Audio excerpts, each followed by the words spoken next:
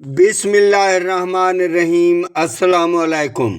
آج ہم بات کریں گے خواتین کے خلاف تشدد کے خاتمے کے عالمی دن کے حوالے سے۔ یہ دن ہر سال 25 نومبر کو منایا جاتا ہے۔ اس کا مقصد دنیا بھر میں خواتین اور بچیوں پر ہونے والے جسمانی، ذہنی، جنسی، معاشی اور سماجی تشدد کے خلاف آواز بلند کرنا اور معاشرتی رویوں میں تبدیلی لانا ہے۔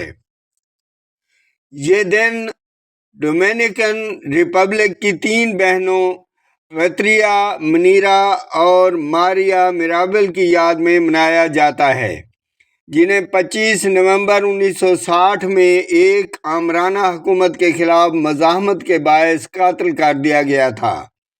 انہیں لاس ماری پوسس یعنی تیتلیاں کے نام سے یاد کیا جاتا ہے، اور یہ دن ان کی قربانی کی علامت بن گیا۔ بعد ازاں اقوام متحدہ نے 1999 میں باضابطہ طور پر 25 نومبر کو international day of the elimination of violence against women قرار دیا۔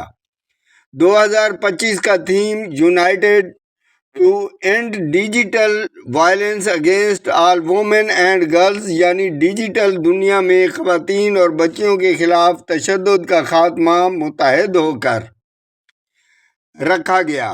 یہ تھیم آن لائن ہراسانی، ڈیجیٹل بلیک میلنگ، نفرت انگیز رویوں اور سوشل میڈیا پر صنفی امتیاز کے خلاف شعور اجاگر کرنے کے لیے کیا گیا۔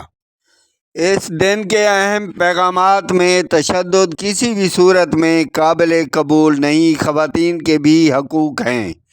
قانون، تعلیم اور شعور کے ذریعے ہی تبدیلی ممکن ہے۔